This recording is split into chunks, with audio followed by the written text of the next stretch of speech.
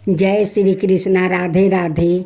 भक्त जनों, आज आप सुनेंगे जेठ माह की शनिवार की एक साथ 5 व्रत कथा।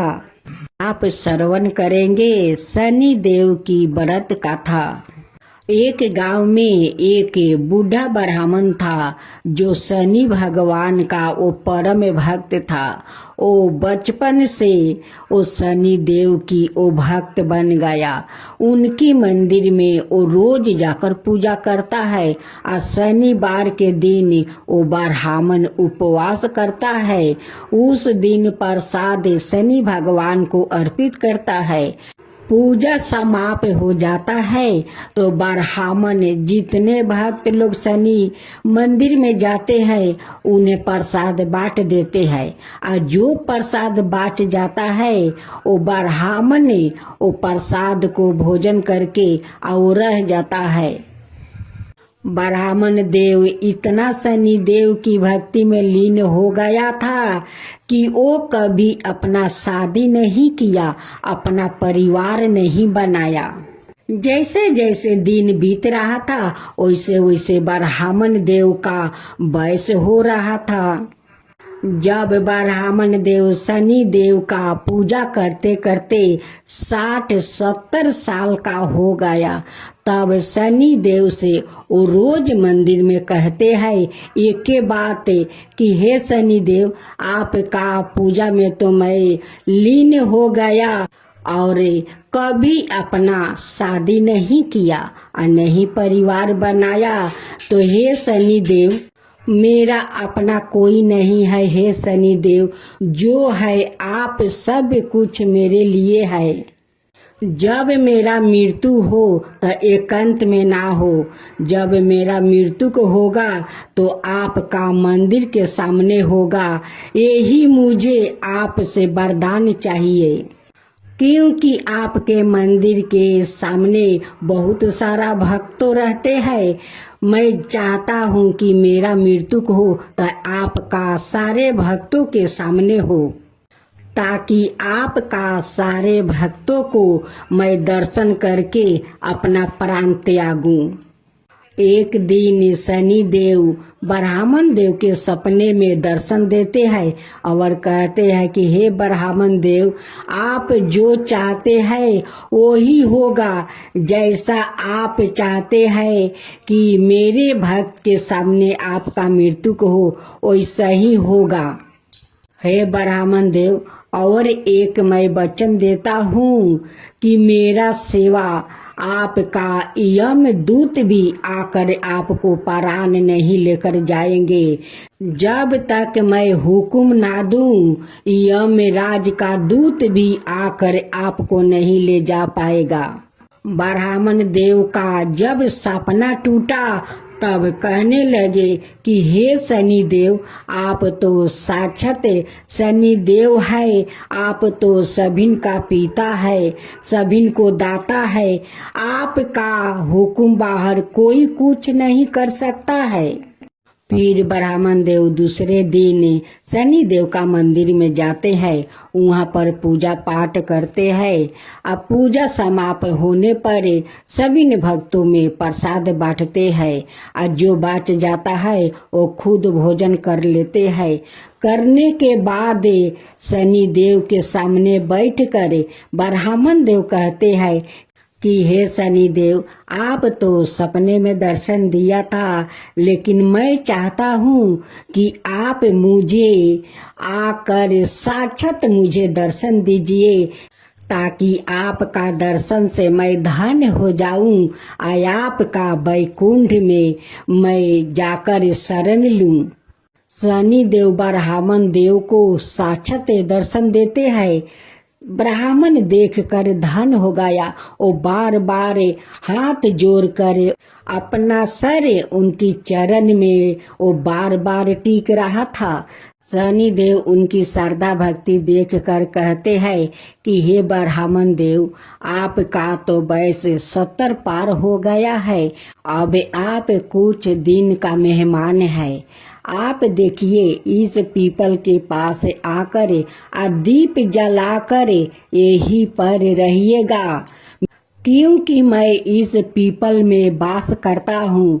जो मनुष्य इस पीपल के जड़ में दीप जलाकर मेरा परिक्रमा करता है, उन पर मैं प्रसन्न होता हूँ और उनका वैकुंठ धाम का प्राप्ति भी होता है। तो हे ब्राह्मण देव, आप दीप जलाकर इस पीपल का वृक्ष को परिक्रमा कीजिए, या तो 3 बार या तो 7 बार, ताकि आपका प्राण मेरे सामने निकल जाएगा और आपका वैकुंठ धाम मिल जाएगा। जैसे जैसे दिन बीत रहा था वैसे वैसे ब्राह्मण का और ज्यादा वयस हो रहा था। एक दिन ब्राह्मण देव का थोड़ा तबीयत खराब लग रहा था। ब्राह्मण देव जाकर सो गए। वैसे ही यमराज का दूत आया और कहने लगा कि ब्राह्मण देव, आपको जाने का समय हो गया है, चलो मेरे साथ है। ब्राह्मण देव कहते हैं कि आपके साथ मैं कैसे जा सकता हूँ? शनि भगवान तो मुझे वचन दिया है कि मेरा मृत्यु को होगा तो उनकी सामने होगा और उस पीपल का वृक्ष के पास होगा। आप मुझे कैसे ले जा सकते हैं? वो शनि भगवान को ब्राह्मण देव पुकारा और शनि भगवान दौड़े चले गए और यमदूत से कहा कि देख भाई, तू ये भक्त को नहीं ले जा सकता है। वो मुझसे वचन लिया है और मैं उसे वचन दिया है कि उसका मृत्यु होगा तो मेरा सामने होगा। तुम ब्राह्मण को नहीं ले जा सकता है, तुम लौट जाओ। दूत कहता है कि शनि देव, मुझे तो यम राजा भेजा है कि जाओ उस ब्राह्मण को ले आओ।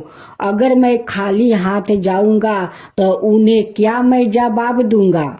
शनि देव कहते हैं कि जाकर अपना राजा से कह देना कि शनि का हुक्म बगैर कोई उसका प्राण नहीं ले जा सकता है। दूत परलोक लौट गया। अब ब्राह्मण देव दूसरा दिन पीपल के पास आकर दीप जलाकर वहाँ पर वो बैठते हैं, वैसे उनकी प्राण वहीं पर निकल जाता है। सारे भक्त में हाहाकार मच गया कि ब्राह्मण देव का मृत्यु हो गया, ब्राह्मण देव को मृत्यु हो गया। देखो ब्राह्मण देव कैसे इस पीपल के वृक्ष के पास जाकर दीप जलाया और परिक्रमा किया। परिक्रमा करते हुए ब्राह्मण देव का प्राण कितना अच्छे से निकल गया। कोई दुख नहीं पहुंचा, कोई कष्ट नहीं हुआ। ब्राह्मण देव का शनि वैकुंठ मिल गया। हे शनि देव, जैसे आप उस ब्राह्मण पर कृपा किया वैसा ही सफर करना। जो आपका कथा कहे, जो सुने, जो हुंकार भरे, उन सब का ऊपर वैसा ही कृपा कीजिए। हे शनि देव, वैसा ही कृपा कीजिए, सब पर कृपा कीजिए। जय शनि देव, जय शनि देव। ये आप सभी सुनेंगे शनिवार की व्रत कथा।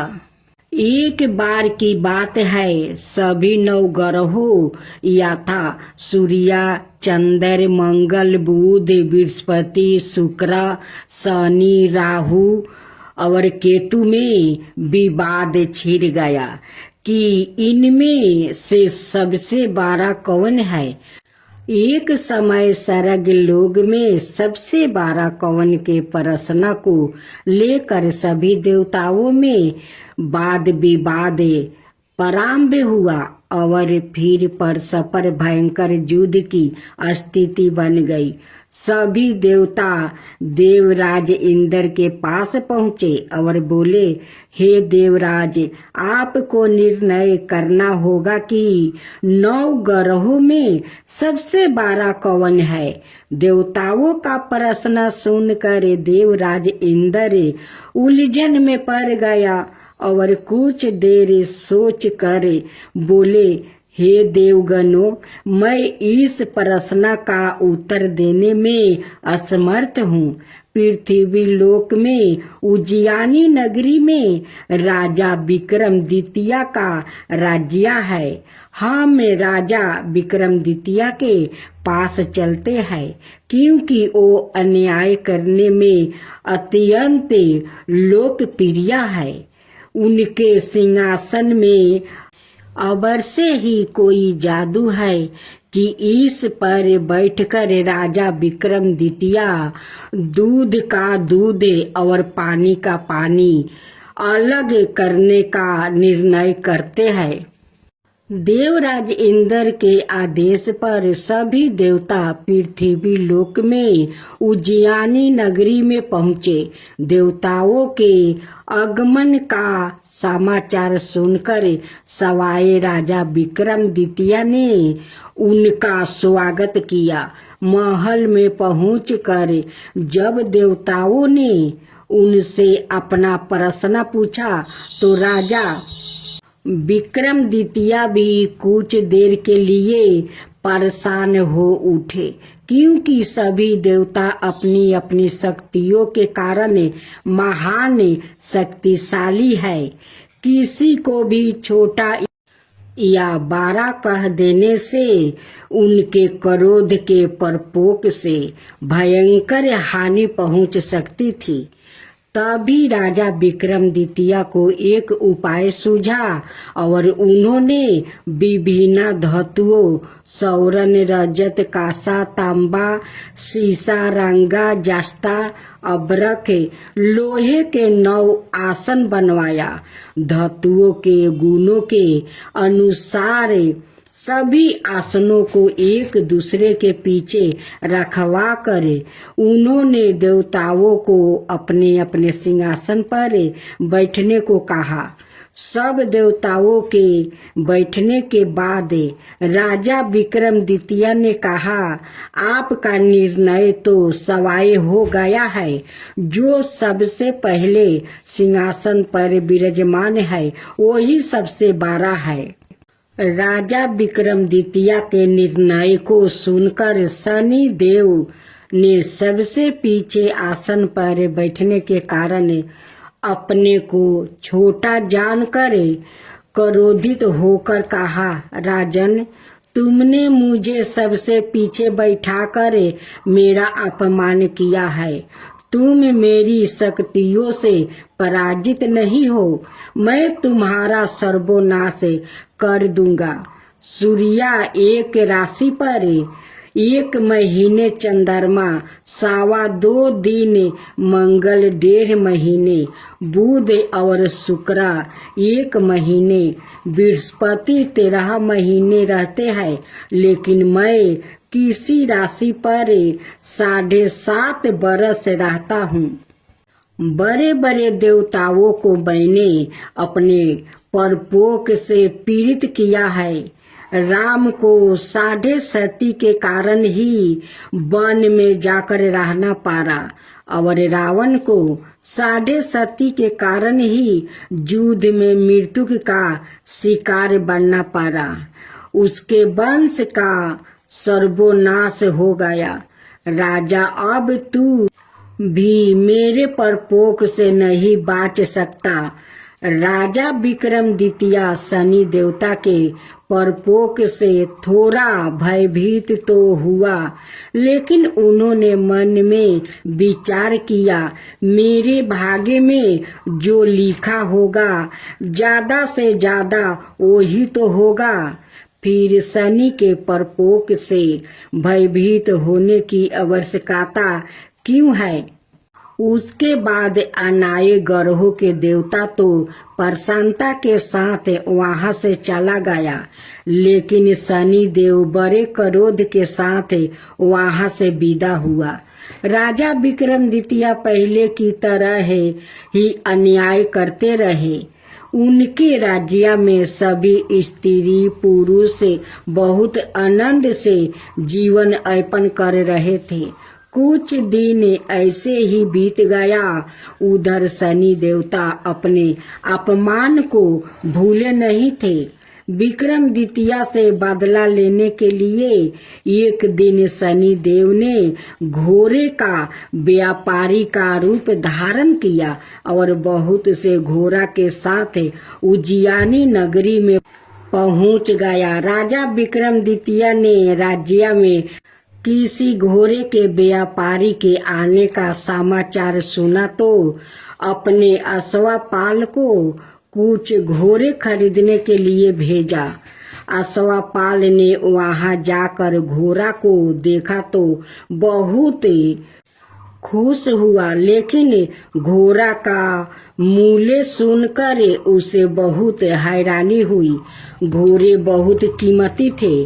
अश्वपाल ने जब वापस लौटकर इस संबंध में बताया तो राजा ने सवाई आकर एक सुंदर और शक्तिशाली घोड़े को पसंद किया। घोड़ा की चाल देखने के लिए राजा उस घोड़े पर सवार हुआ तो वो घोड़ा बिजली की गति से दौड़ पड़ा। तेजी से दौड़ता हुआ घोड़ा राजा को दूर एक जंगल में ले गया और फिर राजा को वहां गिराकर जंगल में कहीं गायब हो गया। राजा अपने नगर को लौटने के लिए जंगल में भटकने लगा, लेकिन उसे लौटने का कोई रास्ता नहीं मिला। राजा को भूख प्यास लग आई। बहुत घूमने पर उसे एक चरवाह मिला। राजा ने उसे पानी मांगा।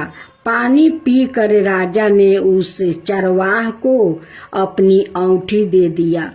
फिर उसे रास्ता पूछकर वो जंगल से बाहर निकलकर पास के नगर में पहुंचा। राजा ने एक सेठ की दुकान पर बैठकर कुछ देर आराम किया। उसे सेठ ने राजा से बातचीत की तो राजा ने उसे बताया कि मैं उज्जैनी नगरी से आया हूँ। राजा के कुछ देर दुकान पर बैठने से सेठ जी की बहुत बिक्री हुई। सेठ ने राजा को बहुत भगवान समझा और उसे अपने घर भोजन के लिए ले गया। सेठ के घर में सोने का एक हार खूंटी पर लटका हुआ था। राजा को उस कमरे में अकेले छोड़कर सेठ कुछ देर के लिए वो बाहर गया। तभी एक आश्चर्यजनक घटना घटी। राजा के देखते देखते सोने के उस हार को खूंटी निगल गई। सेठ ने कमरे में लौटकर हार को गायब देखा तो चोरी का संदेह राजा पर ही किया, क्योंकि उस कमरे में राजा ही अकेले बैठा था। सेठ ने अपने नौकरों से कहा कि इस मुसाफिर को रस्सियों से बांधकर नगर के राजा के पास ले चलो। राजा ने विक्रमादित्य से हार के बारे में पूछा तो उसने बताया कि उसके देखते ही देखते खूंटी ने हार को निगल लिया था। इस पर राजा ने क्रोधित होकर चोरी करने के अपराध में विक्रमादित्य का हाथ पांव कटवाने का आदेश दे दिया।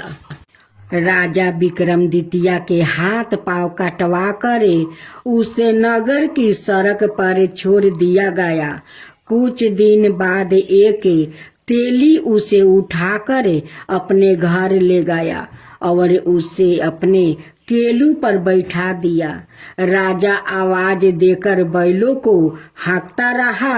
इस तरह तेली का बैल चलता रहा और राजा को भोजन मिलता रहा।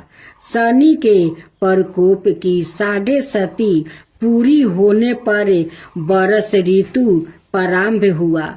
राजा विक्रमादित्य एक रात मेघ मल्हार गा रहा था कि तभी नगर के राजा की लड़की राजकुमारी मोहिनी रथ पर सवार उस तेली के घर के पास से गुजरी। उसने मेघ मल्हार सुना तो उसे बहुत अच्छा लगा और दासी को भेजकर गाने वाले को बुला लाने को कहा। दासी ने लौट कर राजकुमारी को अपंग राजा के बारे में सब कुछ बता दिया।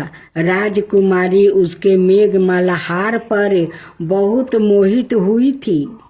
अत उसने सब कुछ जानकर भी अपंग राजा से विवाह करने का निश्चय कर लिया।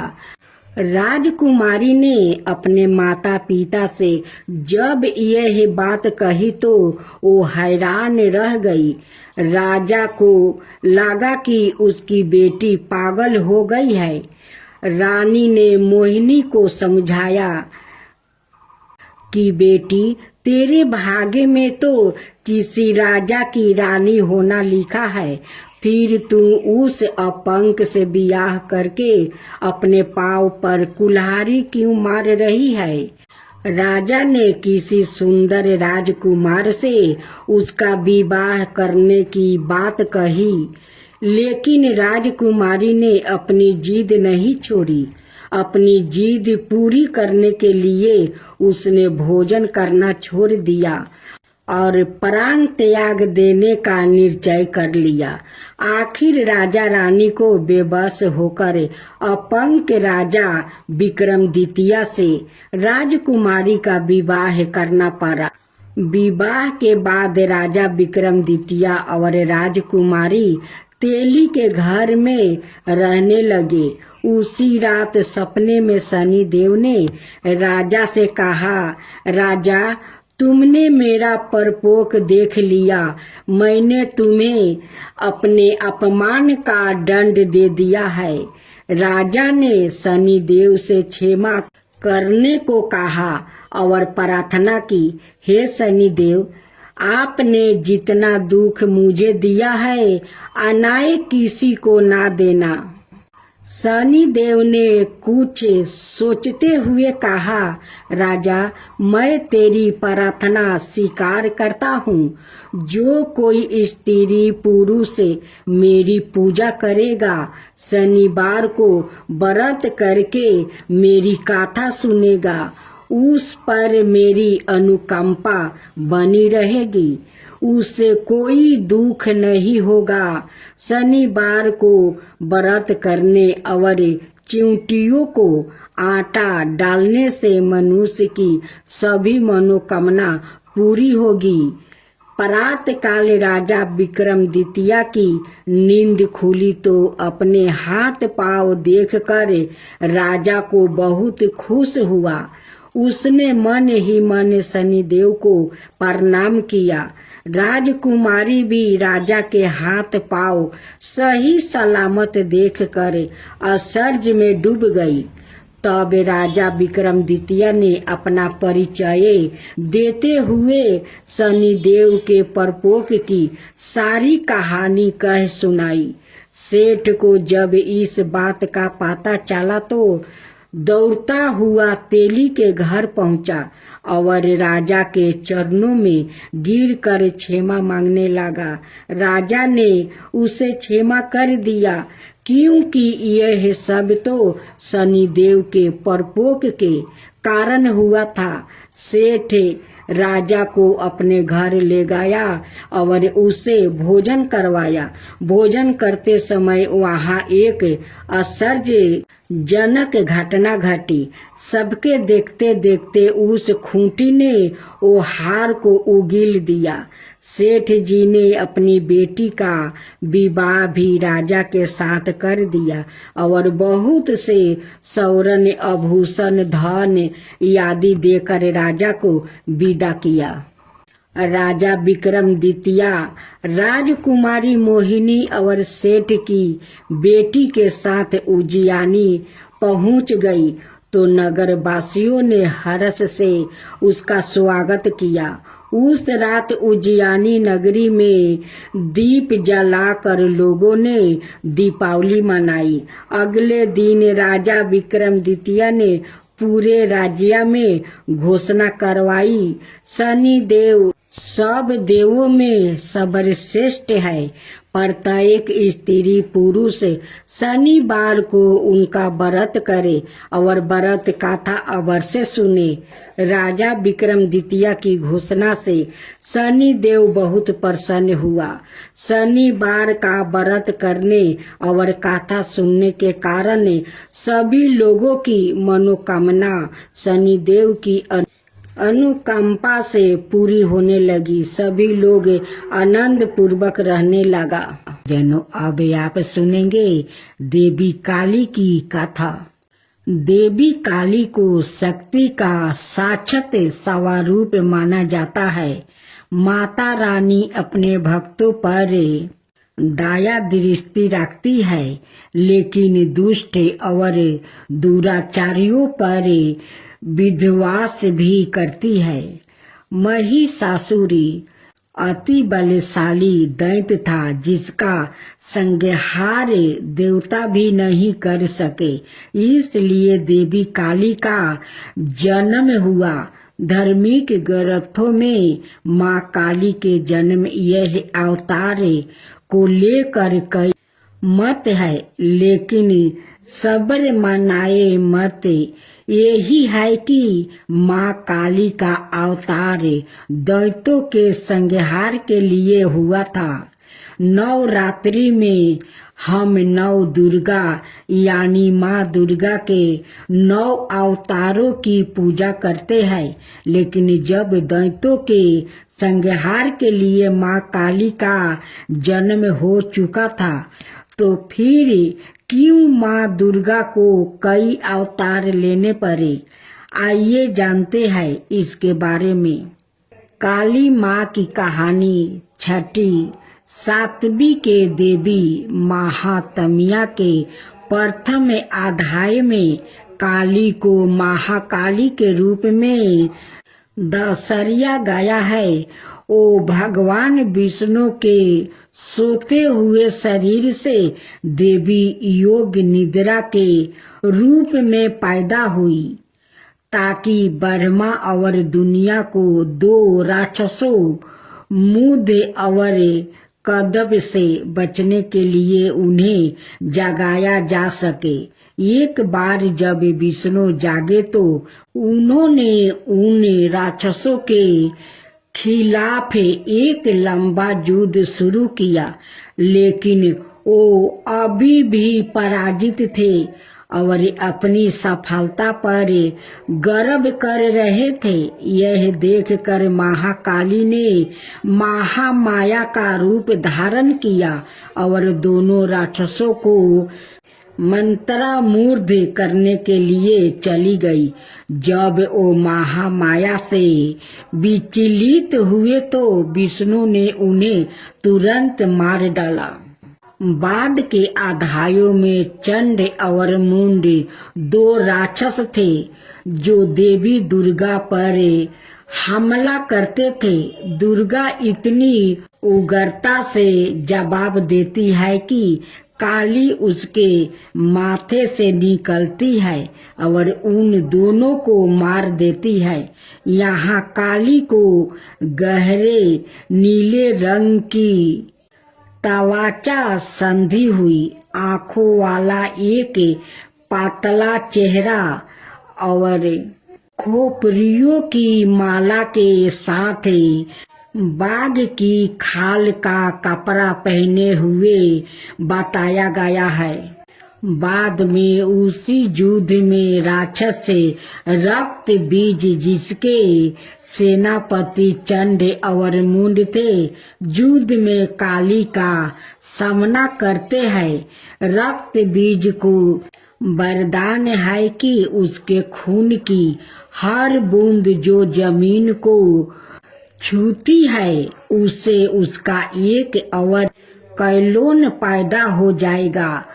चौकी दुर्गा रक्त बीज को उसके अनगिनत कैलोनों के साथ हारने में असमर्थ है। काली उसके शरीर से उसका खून चूस लेती है और उसे हराने के लिए उसके कलोनों को खा जाती है। रक्त बीज और दरुका दोनों मामलों में काली को दुश्मनों को हराने के बाद रक्त पिपासु के नसों में चूर बताया गया है और रक्त पिपासु की उसकी लालसा नियंत्रण से बाहर हो जाती है। शिव को फर्श पर शांत होकर हस्तक्षेप करना पड़ता है।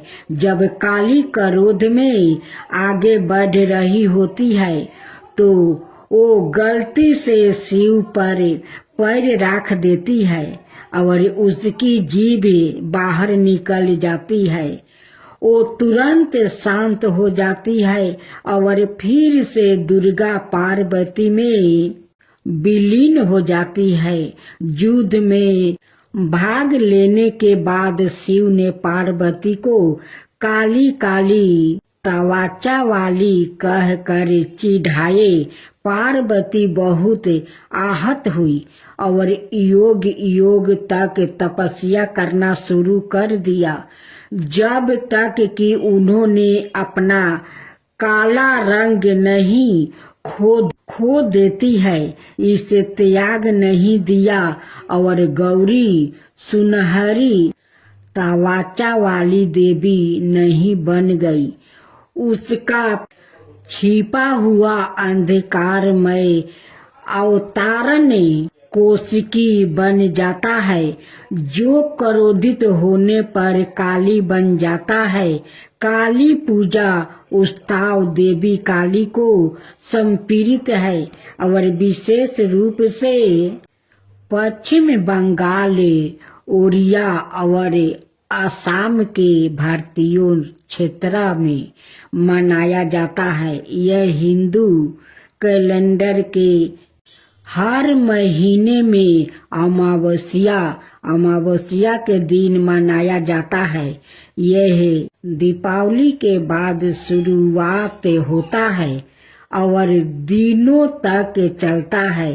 चौकी देवी काली महाविद्याओं में प्रमुख है।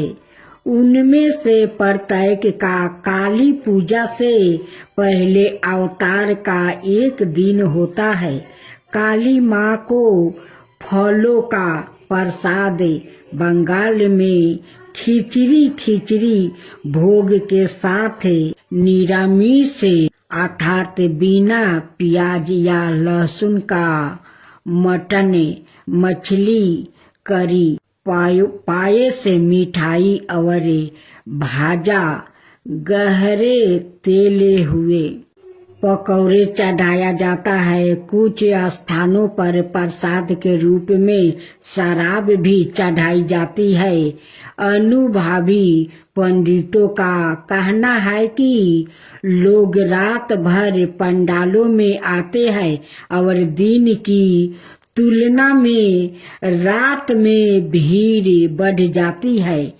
पूजा आश्चर्यजनक रोशनी, प्रकाश और धावनी सो काली पूजा से पहले प्रत्येक दिन मनाए जाने वाले महाविद्याओं के अवतार और अंतिम महाविद्या कमलात्मिका के अवतार, जिसे कमलात्मिका जयंती के रूप में मनाया जाता है, दिवाली के दिन पड़ने के कारण उन्हें अक्सर तांत्रिक लक्ष्मी के रूप में माना जाता है।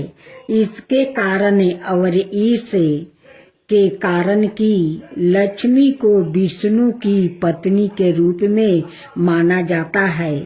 उसके बाद इसे लाल गुलहल के फूलों और गुलहल की माला से सजाया जाता है, जो उनका पसंदीदा फूल माना जाता है। फिर काली पूजा पंडालों में काली मंत्रों और भजनों की मदद से की जाती है। उनकी प्रार्थना की जाती है और उनकी दिव्यता का आहन किया जाता है। यदि पूजा घर पर आयोजित की जा रही है तो मंदिर काली पूजा की पूजा सेवा प्रदान करता है।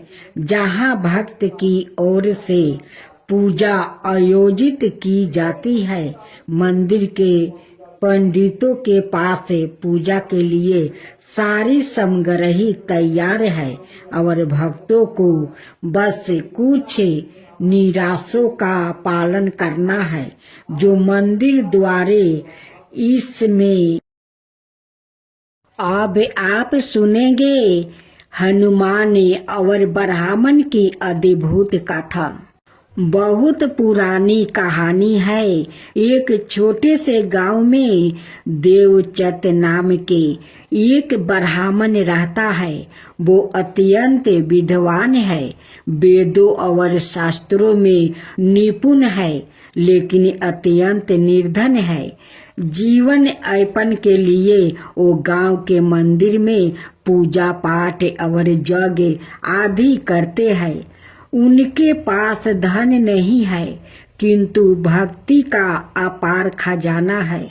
वो भगवान हनुमान के अनाय भक्त है और नित्य उनकी आराधना किया करता है। ब्राह्मण की निर्धनता इतनी अधिक थी कि कभी कभी उसके परिवार को भूखे ही सोना पड़ता है। उनकी पत्नी और बच्चे इस स्थिति से बहुत दुखी है। एक दिन उनकी पत्नी ने कहा, हे स्वामी, आप प्रतिदिन हनुमान जी की भक्ति तो करते हैं, लेकिन फिर भी हमारी दशा दयनीय है। यदि आपकी भक्ति इतनी सच्ची है तो हनुमान जी क्यों नहीं हमारी सहायता करते हैं। ब्राह्मण को यह सुनकर दुख हुआ। उन्होंने सोचा, क्या सच में मेरी भक्ति में कोई कमी है? क्यों हनुमान जी मेरी प्रार्थना नहीं सुनते हैं? परंतु अगले ही क्षण उन्होंने सोचा कि भगवान अपने भक्तों की परीक्षा लेते हैं और उन्होंने अभी भक्ति में और अधिक दृढ़ता ले आई है। हनुमान जी की परीक्षा। एक दिन ब्राह्मण गहरे ध्यान में थे, तभी उन्हें ध्यान अवस्था में एक दिव्या वाणी सुनाई दी। हे प्रभु, कल प्रातः काल एक साधु तुमने मिलने आएंगे, उनकी बात ध्यान पूर्वक सुनना। ब्राह्मण इस सपने को देखकर अचंभित हो गए। अगली सुबह से मंदिर के बाहर बैठे थे, तभी एक वृद्धा सन्यासी वहां आया। उनके बाल और दाढ़ी सफेद थी और उनकी आंखें में अब्रू तेज था। साधु ने ब्राह्मण से कहा, वत्स, मैं जानता हूँ कि तुम हनुमान जी की परम भक्त हो। क्या तुम सच में उनकी कृपा प्राप्ति करना चाहते हो? ब्राह्मण श्रद्धा से झुक गया और बोला, महात्मने, मेरे लिए हनुमान जी की भक्ति ही सबसे बड़ा आशीर्वाद है, परंतु मैं जानना चाहता हूँ कि क्या वो मेरी प्रार्थना सुनते हैं? साधु मुस्कुराए और बोले, काल प्रात सूर्योदय से पहले नदी के किनारे जाओ और वहां प्रतीक्षा करो।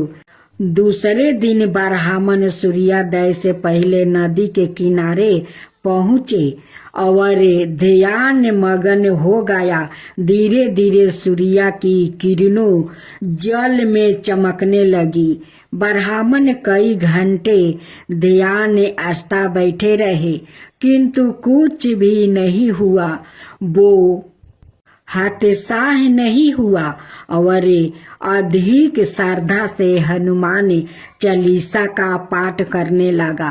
तभी अचानक बाहुमंडल में एक अद्भुत परिवर्तन हुआ। आसमान में घने बादल छा गई। एक दिव्य प्रकाश प्रकट हुआ और वहाँ एक विशाल बानर प्रकट हुआ। उनकी देह चमकीली हुई थी। उनकी आंखों में अपार करुणा और शक्ति थी। ब्राह्मण समझ गया कि यह सवाई हनुमान जी है। वो श्रद्धा से गिर पड़े और बोले, प्रभु आपने दर्शन देकर मेरी भक्ति को सफल कर दिया है। हनुमान जी ने स्नेह पूर्वक कहा, बस मैं जानता हूँ कि तुम निर्धनता से परेशान हो, परंतु तुमने कभी मुझसे धन की याचना नहीं किया। तुम्हारी प्रतीक्षा पूरी हो चुकी है। ब्राह्मण ने सिर झुकाया और कहा, प्रभु मैं केवल आपकी भक्ति चाहता हूँ, ना कि कोई वैदिक वस्तु। हनुमान जी ने प्रसन्न होकर कहा, फिर भी तुम्हारे परिवार की सुख संपत्ति के लिए मैं तुम्हें एक आशीर्वाद देता हूँ। इस गांव के पास एक पुराना मंदिर है। उसके नीचे एक गुप्त खजाना गाड़ा हुआ है। वो खजाना तुम्हारा है, किंतु याद रखना उसका उपयोग केवल धर्म और भलाई के लिए करना। ब्राह्मण ने हनुमान जी के आशीर्वाद अनुसार उस स्थान की खोदाई की। वहाँ सच में एक विशाल खजाना निकला, जिसमें सोने चांदी के सिक्के और बहुमूल्य रत्न थे। ब्राह्मण ने उस धन का उपयोग अपने व्यक्तिगत सुख के लिए नहीं किया। उन्होंने गांव में एक बड़ा मंदिर बनवाया, जहां नृत्य रामचरितमानस का पाठ होता। उन्होंने धर्मशाला बनवाया, जहां साधु संतों और यात्रियों के ठहरने की व्यवस्था की गई। गरीबों के लिए भोजनशालाएं की स्थापना की, जिससे कोई भी भूखा ना सोए। उनकी उदारता और भक्ति देखकर पूरा गांव उनकी प्रशंसा करने लगा। कुछ लोगों ने उनसे पूछा, आपके पास इतना धन आया, लेकिन आपने उसे अपने लिए नहीं रखा। ब्राह्मण ने उत्तर दिया, यह धन मेरा नहीं है, यह प्रभु हनुमान जी की कृपा से मैं केवल उसका संरक्षक हूँ। इसे लोक के कल्याण में लगाना ही मेरा धर्म था। हनुमान जी का अंतिम वरदान था। हनुमान जी यह सब देकर अत्यंत प्रसन्न हुआ। एक रात ब्राह्मण के सपने में आए और बोले, बस तुमने धन को लोभ से नहीं बल्कि धर्म के लिए उपयोग किया है, इसलिए मैं तुम्हें एक और वरदान देता हूँ। तुम्हारा परिवार कभी भी अन्न धन से वंचित नहीं रहेगा, और जब तक यह संसार रहेगा लोग तुम्हारा पुण्य कार्यों को याद करेंगे। ब्राह्मण ने श्रद्धा से हनुमान जी को प्रणाम किया। उनके जीवन की सभी कठिनाइयां समाप्त हो गई। बोलो हनुमान जी की जय, हनुमान जी की जय। सुने पीपल पथवारी की कथा कहानी। एक बुढ़िया थी, उसने अपनी बहू से कहा, तू दूध दही बेच के आओ। वो बेचने गई तो रास्ते में औरत पीपल पथवारी सींच रही थी। उनको सींचता देखकर बहू ने पूछा कि तुम यह क्या कर रही हो? औरतों बोली कि हम पीपल पथवारी सींच रही हूँ, इससे अन्न और धन होता है। 12 बरस का बिछड़ा हुआ पति मिल जाता है। तो बहू बोली, ऐसी बात है तो तुम पानी से सींचती हो तो मैं दूध से सींचूंगी। गुजरी बहू रोजाना दूध दही बेचने नहीं जाती। वो रोजाना दूध को पीपल में और दही पथवारी में सींचती है। सास दूध दही का दाम मांगती है तो कह देती है, महीना पूरा हो जाने पर लाकर दूंगी। महीना पूरा हो गया। पूर्णिमा के दिन बहू पीपल पथवारी के पास जाकर बैठ गई। पथवारी ने पूछा, तू मेरे पास क्यों बैठ गई? बहू बोली कि सासू दूध दही का दाम मांगी है। पीपल पथवारी बोली कि मेरे पास क्या दाम में रखा है? यह भारा डिंडा पान पथौरा, इसको ले जा। बहू ने वही ले जाकर कोठरी में रख दिया और डर के मारे कपड़ा ओढ़ कर सो गई। सासू बोली, पैसा ले आई? बहू बोली, कोठरी में रखा है। सासू ने कोठरी खोल के देखी तो देखा हीरा मोती जगमगा रहा है।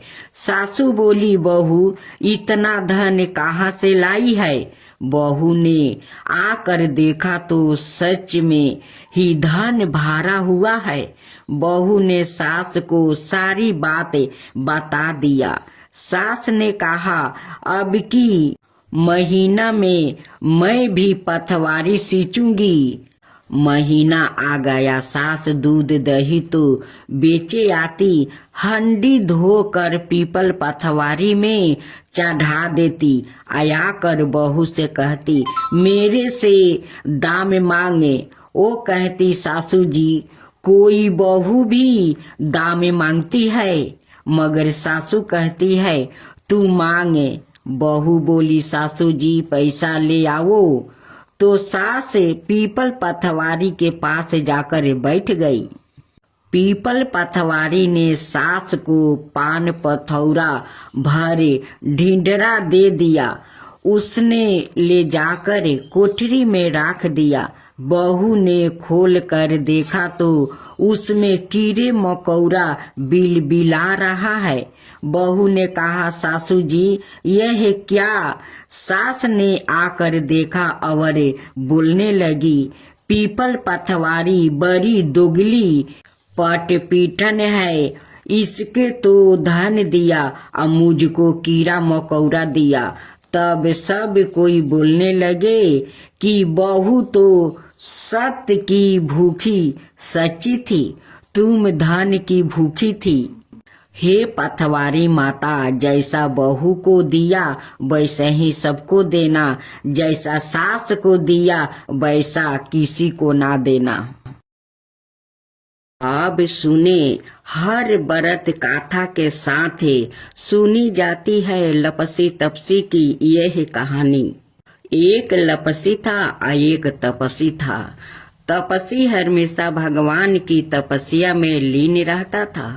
लपसी रोजाना सावा शेर की लपसी बनाकर भगवान का भोग लगा कर जिमा लेता था। एक दिन दोनों लड़ने लगे।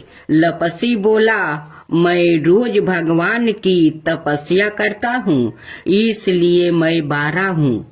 तपसी बोला, मैं रोज भगवान को सावा शेर लपसी का भोग लगाता हूँ, इसलिए मैं बारा हूँ। नारद जी वहाँ से गुजर रहे थे। दोनों को लड़ता देख कर उनसे पूछा कि तुम क्यों लड़ रहे हो? तपसी ने खुद के बारा होने का कारण बताया और लपसी ने अपना कारण बताया। नारद जी बोले, तुम्हारा फैसला मैं कर दूंगा। दूसरे दिन लपसी और तपसी नहा कर अपनी रोज की भांति करने आए तो नारद जी ने छुप कर 1.25 करोड़ की एक एक औंठी उन दोनों के आगे रख दिया। लपसी की नजर जब औंठी पर पड़ी तो उसने चुपचाप औंठी उठाकर अपने नीचे दबा लिया। लपसी की नजर औंठी पर पड़ी लेकिन उसने ध्यान नहीं दिया। भगवान को भोग लगाकर लपसी खाने लगा। नारद जी सामने आए तो दोनों ने पूछा कि कौन बारा है। तो नारद जी ने तपस्वी से खारा होने को कहा। वो खारा हुआ तो उसके नीचे दबी औंठी दिखाई पड़ी। नारद जी ने तपस्वी से कहा, तपस्या करने के बाद भी तुम्हारी चोरी करने की आदत नहीं गई, इसलिए लपसी बारा है और तुम्हें तुम्हारी तपस्या का कोई फल भी नहीं मिलेगा।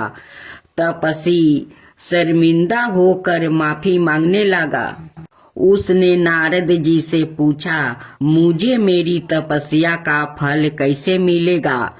नारद जी ने कहा, यदि कोई गाय और कुत्ते की रोटी नहीं बनाएगा तो फल तुझे मिलेगा। यदि कोई ब्राह्मण को भोजन करवा कर दक्षिणा नहीं देगा तो फल तुझे मिलेगा। यदि कोई साड़ी के साथ ब्लाउज नहीं देगा तो फल तुझे मिलेगा। यदि कोई दिए से दिए जलाएगा तो फल तुझे मिलेगा। यदि कोई सारी कहानी सुने लेकिन तुम्हारी कहानी नहीं सुने तो फल तुझे मिलेगा। उसी दिन से हर बरत कथा कहानी के साथ लपसी तपसी की कहानी भी सुनी और कही जाती है। साथियों, अगर हमारा कहानी आप लोग का अच्छा लगा हो तो मेरे चैनल को सब्सक्राइब कीजिए, मेरे वीडियो को लाइक कीजिए और दूसरों में शेयर भी कीजिए। धन्यवाद।